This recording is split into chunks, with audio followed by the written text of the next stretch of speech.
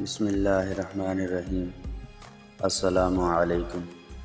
قصص الانبیاء، 9ویں قسط۔ حضرت آدم علیہ السلام کو ابلیس کی دشمنی کی خبر۔ اللہ تعالیٰ نے جنت میں حضرت آدم علیہ السلام کو ابلیس کے بارے میں تنبیہ کرتے ہوئے فرمایا کہ اے آدم علیہ السلام، یہ ابلیس تیرا اور تیری بیوی کا دشمن ہے، تو یہ تم دونوں کو جنت سے نکلوا نہ دے۔ اگر ایسا ہوا تو تم مشقت میں پڑ جاؤ گے، یعنی جنت سے نکل کر زمین پر جانا پڑے گا، اور پھر وہاں اپنی غذا اور خوراک کے لیے زمین جوتنی، کاشتکاری کرنے، دانہ نکالنے، پیسنے پکانے کی محنت میں مبتلا ہونا پڑے گا۔ سورہ طٰہٰ میں ارشاد باری تعالیٰ ہے، یا آدم ان ھذا عدو لک وَلِزَوْجِكَ فَلَا يُخْرِجَنَّكُمَا مِنَ الْجَنَّةِ فَتَشْقَىٰ۔ ترجمہ: اے آدم، بے شک یہ تیرا اور تیری بیوی کا دشمن ہے، تو یہ ہرگز تم دونوں کو جنت سے نہ نکال دے، ورنہ تو مشقت میں پڑ جائے گا۔ حضرت آدم علیہ السلام سے جنتی نعمتوں کی اہمیت کا بیان۔ انسان کو پیٹ بھر کھانا اور سیر ہونے کے لیے پانی مل جائے، تن ڈھانپنے کے لیے کپڑا اور دھوپ سے بچنے کے لیے درختوں کا سایہ میسر آ جائے تو یہ بڑی نعمتیں ہیں۔ حضرت آدم علیہ السلام کو یہ نعمتیں جنت میں بغیر کسی محنت اور مشقت کے حاصل تھیں، اور انسان کو ان نعمتوں کی قدر اس وقت ہوتی ہے جب اسے یہ نعمتیں میسر نہ ہو۔ اس لیے اللہ تعالیٰ نے حضرت آدم علیہ السلام کو شیطان کی دشمنی سے خبردار کرنے کے ساتھ ان کے سامنے جنتی نعمتوں کی اہمیت بھی بیان فرمائی کہ جنت میں آپ نہ بھوک محسوس کریں گے، نہ پیاس، نہ اس میں بے لباس ہوں گے، اور نہ آپ کو دھوپ لگے گی۔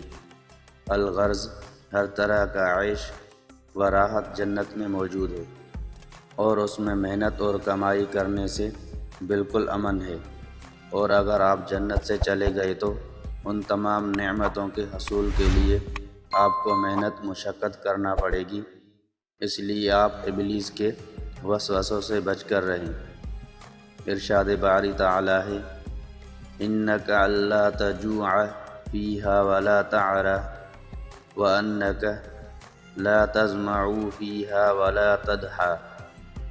ترجمہ: بے شک تیرے لیے جنت میں یہ ہے کہ نہ تو بھوکا ہوگا اور نہ ہی ننگا ہوگا، اور یہ کہ نہ کبھی اس میں پیاسا ہوگا اور نہ تجھے دھوپ لگے گی۔ اہل جنت کا کھانا پینا بھوک پیاس کی وجہ سے نہ ہوگا، کیونکہ جنت میں بھوک اور پیاس اصلاً نہ ہوگی، اور نہ ہی وہاں زندہ رہنے کے لیے کھانے پینے کی حاجت ہوگی، بلکہ جنت کے تمام کھانے اور مشروبات صرف لذت کے لیے ہوں گے، اور جنتی کا جب جو چیز کھانے پینے کا دل چاہے گا وہ فوراً حاضر ہو جائے گی۔ حضرت آدم علیہ السلام کو مخصوص درخت کے پاس جانے کی ممانعت۔ ابلیس کو ذلیل و رسوا کر کے جنت سے نکال دینے اور حضرت حوا رضی اللہ عنہا کی تخلیق کے بعد اللہ تعالیٰ نے حضرت آدم علیہ السلام اور ان کی زوجہ کو جنت میں ہی رہنے کا حکم دیا، اور کسی رکاوٹ کے بغیر کہیں سے بھی کھانے کی اجازت دی، البتہ ایک خاص درخت کے قریب جانے سے منع کر دیا۔ سورہ بقرہ میں ہے، یا آدم اسکن انت وزوجک الجنۃ وکلا منہا رغدا حیث شئتما ولا تقربا هذه الشجرۃ فتکونا من الظالمین۔ ترجمہ: اے آدم، تم اور تمہاری بیوی جنت میں رہو اور بغیر روک ٹوک کے جہاں تمہارا جی چاہے کھاؤ، البتہ اس درخت کے قریب نہ جانا، ورنہ حد سے بڑھنے والوں میں شامل ہو جاؤ۔ حضرت آدم علیہ السلام اور وسوسہ شیطان۔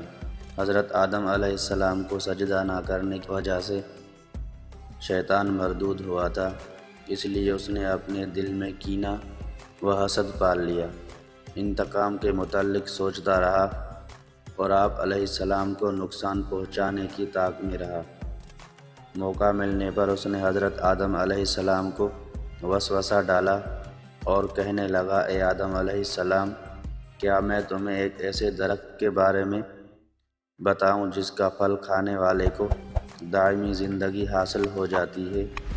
اور کیا میں تمہیں ایسی بادشاہت کے متعلق بتا دوں جو کبھی فنا نہ ہوگی اور اس میں زوال نہ آئے گا؟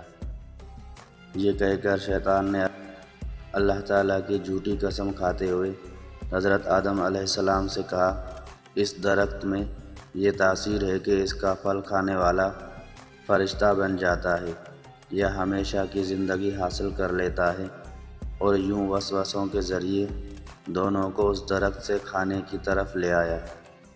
حضرت آدم علیہ السلام کے دل میں اللہ تعالیٰ کے نام کی عظمت انتہا درجے کی تھی، اس لیے آپ علیہ السلام کو گمان بھی نہ تھا کہ اللہ تعالیٰ کی قسم کھا کر کوئی جھوٹ بھی بول سکتا ہے۔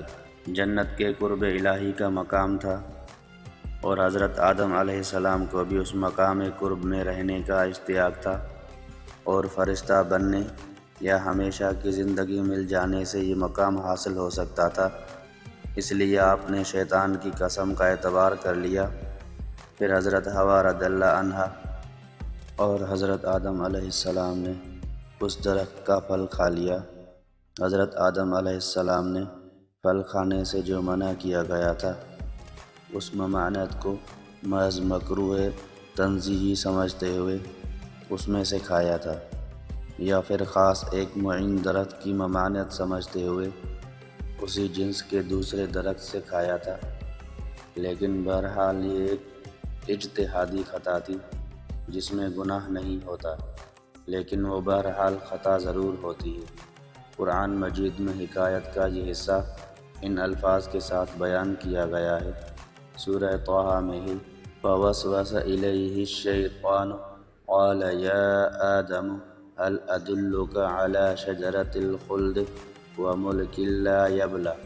ترجمہ: تو شیطان نے اسے وسوسہ ڈالا، کہنے لگا، اے آدم، کیا میں تمہیں ہمیشہ رہنے کی درخت اور ایسی بادشاہت کے متعلق بتا دوں جو کبھی فنا نہ ہوگی؟ درخت کا پھل کھانے کے بعد حضرت آدم علیہ السلام اور حضرت حوا رضی اللہ عنہا کا حال۔ ابلیس کے وسوسہ ڈالنے کے بعد جب حضرت آدم علیہ السلام اور حضرت حوا رضی اللہ عنہا نے اس درخت میں سے کھا لیا تو ان کے جنتی لباس اتر گئے اور ان پر ان کی شرم کی مقام ظاہر ہو گئے، اور وہ اپنا ستر چھپانے اور جسم ڈھانپنے کے لیے جنت کے پتے اپنے اوپر چپکانے لگے۔ درخت کا پھل کھانے کی صورت میں حضرت آدم علیہ السلام سے اپنے رب تعالیٰ کے حکم میں لغزش واقع ہوئی، اور وہ جو شیطان نے جھوٹ بول کر پھل کھانے کے فائدے بیان کیے تھے وہ سب لا حاصل رہے، یعنی نہ فرشتہ بنے اور نہ ہی دائمی زندگی ملی۔ گویا جو مقصد چاہا تھا وہ نہ پایا۔ قرآن مجید میں حکایت کا یہ پہلو بیان کیا گیا ہے۔ سورہ اعراف میں ہے، فَلَمَّا ذَاقَا الشَّجَرَةَ بَدَتْ لَهُمَا سَوْآتُهُمَا وَطَفِقَا يَخْصِفَانِ عَلَيْهِمَا مِنْ وَرَقِ الْجَنَّةِ۔ ترجمہ: پھر جب انہوں نے اس درخت کا پھل کھایا تو ان کے شرم کے مقام ان پر کھل گئے اور وہ جنت کے پتے ان پر ڈالنے لگے۔ حضرت آدم و حوا کو ندائے الہی۔ درخت کا پھل کھانے کے بعد حضرت آدم علیہ السلام اور حضرت حوا رضی اللہ عنہا کو اللہ تعالیٰ نے عظمت و جلال سے خطاب فرمایا، أَلَمْ أَنْهَكُمَا عَنْ تِلْكُمَا الشَّجَرَةِ وَأَقُلْ لَكُمَا إِنَّ الشَّيْطَانَ لَكُمَا عَدُوٌّ مُّبِينٌ۔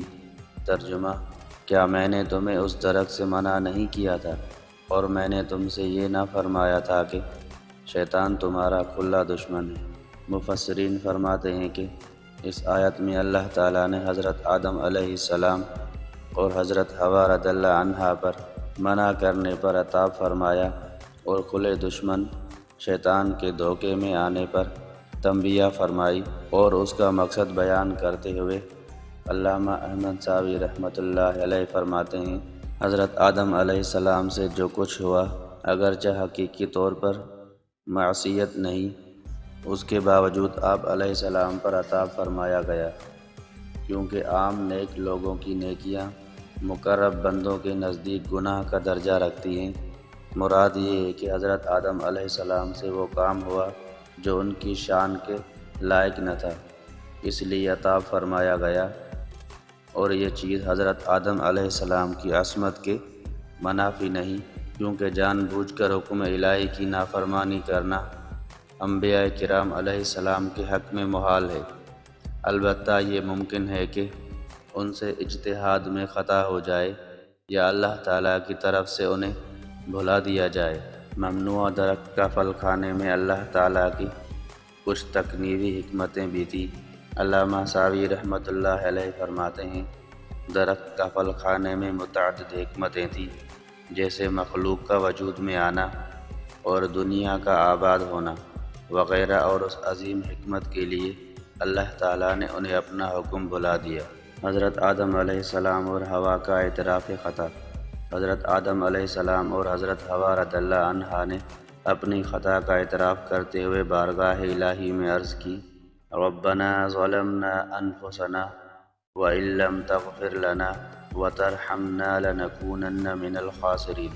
ترجمہ: اے ہمارے رب، ہم نے اپنی جانوں پر زیادتی کی، اور اگر تو نے ہماری مغفرت نہ فرمائی اور ہم پر رحم نہ فرمایا تو ضرور ہم نقصان والوں میں سے ہو جائیں گے۔